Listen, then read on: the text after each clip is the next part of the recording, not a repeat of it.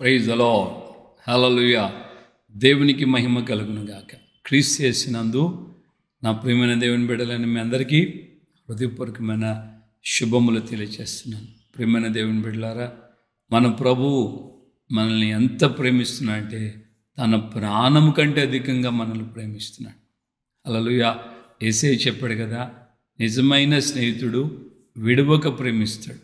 ఎవరైతే నిజమైన స్నేహితుడిగా ఉంటాడో ఆయన ప్రాణం పెట్టాల్సి వచ్చిన సమయంలో కూడా తప్పక ప్రాణం పెడతాడు అనేది యేసయ్య యోహాను సువార్త 15వ అధ్యాయంలో నేర్పించాడు. తన స్నేహితుని కొరకు ప్రాణం పెట్టిన వాడికంటే ఎక్కువైన స్నేహితుడు, ఎక్కువైన ప్రేమ కలిగిన స్నేహితుడు మరొకడు ఉండడు అని. ఆమేన్. హల్లెలూయా. గనుక ఈ దినాన మనం దైవ సంబంధమైన ఈ వాక్కుల చేత మనం మనకంటే ఎక్కువగా మనల్ని ప్రేమించే, మనల్ని ప్రేమించుకునే దానికంటే ఎక్కువగా మనల్ని ప్రేమించి యేసే మనకున్నాడని ఈ దినాన్ని మనం కృతజ్ఞతతో స్తుతుల ద్వారా మనం ప్రారంభిద్దాం. ఆమేన్. హల్లెలూయా. సో దేవుని యొక్క లేఖనంలో నుండి ఈ దినపు వాక్య భాగం, మనం విశ్వాసంలో అవిశ్వాసం, విశ్వాసంలో అవిశ్వాసం, విశ్వాసంలో అధైర్యం, విశ్వాసంలో అధైర్యానికి కారణం ఏంటి?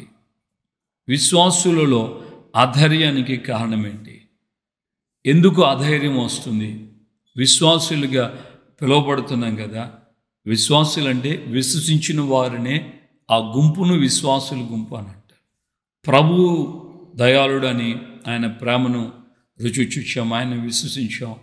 ఆయన శరీర సంబంధంగా మన తరంలో మన కళ్ళ ముందు ఆయన సిలువేయబడలేదు, ఆయన చనిపోయి తిరిగి లేవలేదు. జరిగి 2024 సంవత్సరాలు అయిపోతుంది కదా. మరి అంతకాలం క్రితం ఆయన చనిపోయి తిరిగి లేచాడన్న విషయాన్ని మనందరం విశ్వసిస్తున్నాం. ఆయన యొక్క పరిశుద్ధమైన త్యాగం, ఆయన చేసిన మేలులు, చూపినటువంటి ప్రేమ, చేసిన విడుదల, ఇవన్నీ కూడా మనం ఆయన గురించి లేఖనాల ద్వారా వింటున్నాం. కనుక మనం ఆయన్ని ఎందుకు విశ్వసించాం? ఒకరికంటే ఇద్దరు ముగ్గురు అలాగా అధికమైనప్పుడు విశ్వాసులు అని పేరు వస్తుంది. సో విశ్వాసులమైనటువంటి మనము విశ్వాసంలో అధైర్యం ఎందుకు వస్తుంది?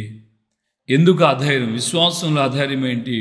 ఎందుకు అధైర్యానికి కారణం ఏంటంటే ఎక్కడో అవిశ్వాసానికి చోటిచ్చినందువలన, ఎక్కడో కలవరానికి చోటించినందువలన. దైవజనుడైనటువంటి ఆ పౌలు గారు ఫిలిప్పీ పత్రికలో ఆయన ఏమంటాడంటే, నన్ను బలపరచువాని యందు నేను సమస్తము చేయగలను. హల్లెలూయా. ప్రభువు శరీరధారిగా ఉన్న దినాలలో 12 మంది శిష్యులు ఆ చిన్న దోణిలో వెళ్తున్నారు. వాళ్ళకి సముద్రం మీద గాలి తుఫాను ఎదురైనందువలన ప్రభు రాత్రి 4వ జామున నడుచుకుంటూ వస్తున్నప్పుడు అందరూ కలిసి భయపడ్డారు, భూతమని భయపడ్డారు. కానీ ప్రభు అభయం ఇచ్చాడు. భయపడకుండా ధైర్యం తెచ్చుకుని నేనే అని అన్నాడు. వెంటనే పేతురు ఏమన్నాడంటే, ప్రభు నీవే అయితే నాకు కూడా సెలవివ్వు, నేను కూడా నీళ్ళ మీద నడుస్తానని. నన్ను బలపరచు అని యందు నేను సమస్తం చేయగలను. ఇది నీళ్ళని పేతురుకు కూడా తెలుసు. కానీ పేతురుకున్నటువంటి ఆ మనసు ఏంటంటే, ఆయన సెలవిస్తే, ఆయన నన్ను బలపరిస్తే నేను కూడా ఈ విధంగా నడవగలను. హల్లెలూయా. సో పేతురు ఆ యొక్క ప్రభువు యొక్క సెలవు నుండి ధోని దిగి నీళ్ళ మీద నడిచాను అని రాబడి. ఓకే, ఇక్కడ వరకు బాగుంది చూడండి. విశ్వాసంగా ఉన్నాడు, విశ్వాసంతో నడిచాడు. కానీ విశ్వాసంలో అధైర్యం ఎందుకు వచ్చిందనంటే ఇటు అటు చూచి మునిగిపోసాగినని రాబడి. విశ్వాసంలో అవిశ్వాసానికి చోటు ఇచ్చాడు. విశ్వాసుడే, కానీ అవిశ్వాసం వచ్చినందువలన మునిగిపోవటం ప్రారంభించాడు. ఆధ్యాత్మికమైన జీవితంలో మనం దీన్ని గుర్తించాలి. మనం విశ్వాసులుగా పిలువబడుతున్నటువంటి వేళలో మన విశ్వాసపు జీవితంలో ఎప్పుడైతే అవిశ్వాసానికి చోటు వస్తుందో ఖచ్చితంగా నీవు దేవుని యొద్ద నుండి ఏది కూడా పొందుకోలేవని యాకోబు పత్రిక 1వ అధ్యాయంలో ఈ మాట రాయబడింది. ద్విమనస్కుడు అని రాయబడింది. ద్విమనస్కుడు అంటే 2 మనసులు కలిగిన వాడు. అంటే ఒకవైపు విశ్వాసం ఉంది, ఒకవైపు మరొక వైపు అవిశ్వాసం ఉంది. విశ్వాసం అవిశ్వాసం కలిసి కాపురం చేయలేవు. కలిసి ఒక చోట నిలబడు. ఏదో ఒకటి డామినేట్ అవుతూనే ఉంటుంది. విశ్వాసం అవిశ్వాసానైనా గెలవాలి, లేకుంటే అవిశ్వాసం విశ్వాసనైనా గెలవాలి. సో రెండు కలిసి ఉండవు, రెండు కలిసి ఉండడానికి కూడా కుదరదు. నా ప్రియమైనటువంటి దేవుని బిడ్డలారా, విశ్వాసిగా ఉన్నప్పుడేమో పేతురు నీళ్ళ మీద నడిచాడు, అవిశ్వాసిగా ఉన్నప్పుడు మునిగిపోయాడు. అవిశ్వాసిగా కూడా నడిస్తే ఈరోజున ఈ మాటలు చెప్పుకునేదానికి ఆస్కారం ఉండదు.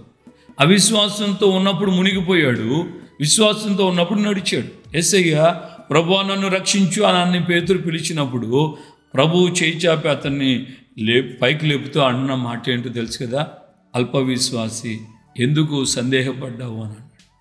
సో దైవజనుడైనటువంటి పౌలు సంఘానికి ఉపదేశిస్తున్నటువంటి మాట ప్రకారంగా నన్ను బలపరచు అని యందు నేను సమస్తం చేయగలను. ఈరోజున ప్రభు నిన్ను బలపరుస్తున్న విషయాన్ని నువ్వు గుర్తెరగాలి. లేఖనాలు అనేక విషయాలు మనకు బోధిస్తున్నాయి. ఒంటరిగా ఉన్నావా? దైవజనుడు యెహోషువకి దేవుడని చెప్పాడు, నువ్వు భయపడొద్దు, దిగులు పడొద్దు, నేను మోషేకు తోడై ఉన్నట్లు నీకు తోడై ఉంటాను అన్నాడు. హల్లెలూయా. సో ఆయనకు ఇచ్చినటువంటి ఆ యొక్క అభయం, దేవుడు నీవు ఒంటరిగా ఉన్నప్పుడు నీకు తోడుగా ఉండడా?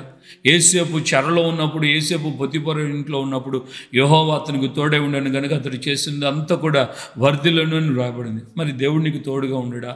అగ్ని లాంటి శోధనలో సమస్యలు వచ్చినప్పుడు దేవుడు ఆ యొక్క షడ్రక్ మేషక్ అబేద్నెగోలను ఏ విధంగా కాపాడాడో నిన్ను కాపాడలేడా?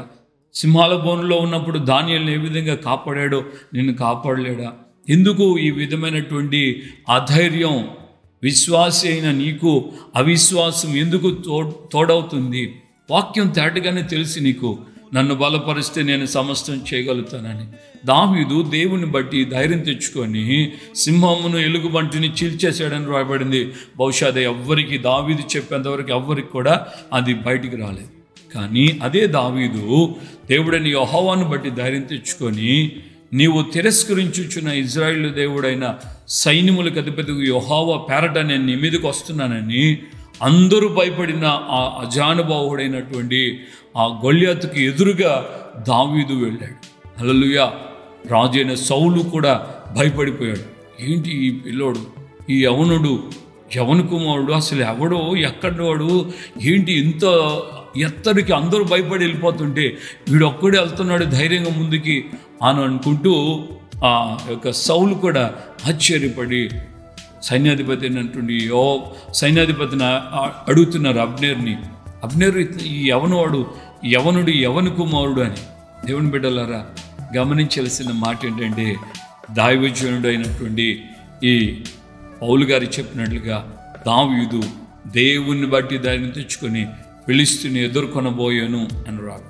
ఈరోజున నువ్వు ఎంతటి శోధన ఎదుర్కొంటున్నా, సముద్రం లాంటి పోరాటాలే కావచ్చు, ఎంత కృంగదీసేటువంటి భయపెట్టేటువంటి ఆ యొక్క పరిస్థితులు, వాతావరణం నీకు ఎదురవచ్చు.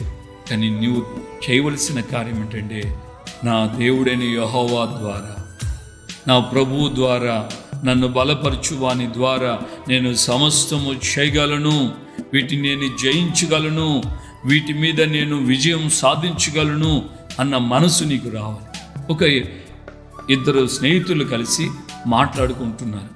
మాట్లాడుకుంటూ వాళ్ళకి ఇవ్వబడిన లెక్కల గురించి వాళ్ళ మనసు అంతా గలివిలై, అరే మనం ఎంత చేస్తున్నా ఇది లెక్క మనకు రావట్లేదు,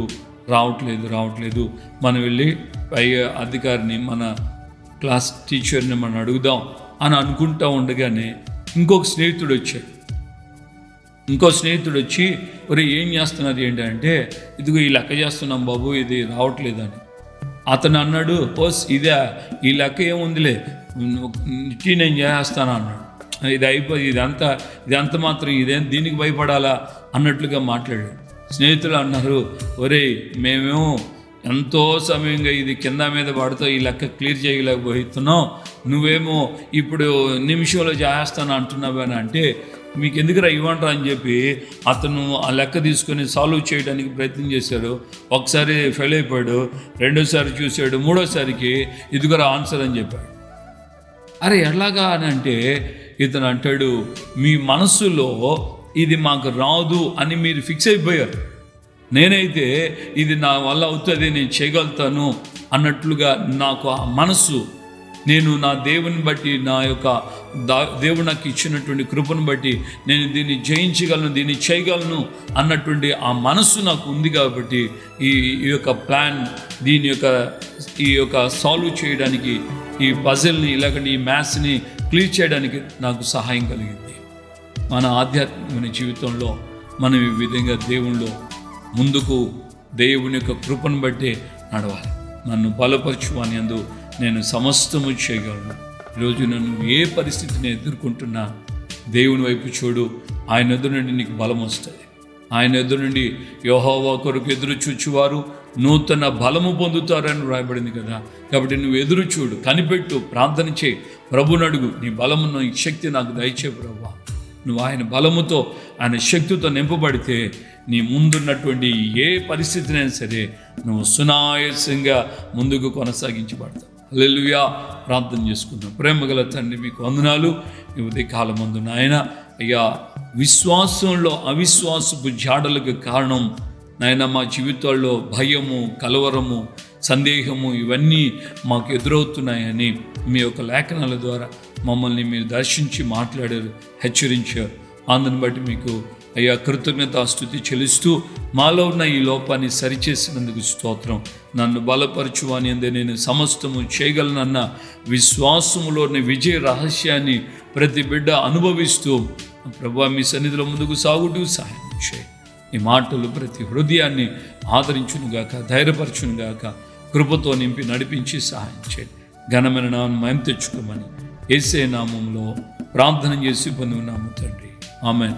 మన ప్రభువైన యేసుక్రీస్తు కృపయు, తండ్రి అయిన దేవుని ప్రేమ, పరిశుద్ధాత్మిక అన్యోన్య సహవాసం, సమాధానం ఇప్పుడు ఎల్లప్పుడూ సకల పరిశుద్ధులకు మనకును ప్రభు రాకడ పర్యంతం ప్రాముఖ్యంగా విశ్వాసంలో జయము పొందుతూ విజయ రహస్యముతో నేను దేవునికి సన్నిధిలో ముందుకు సాగాలన్న తీర్మానంతో ఉన్న వారందరికీ కృపయు, సన్నిధి, సమాధానం తోడై ఉండి నడిపించునుగా.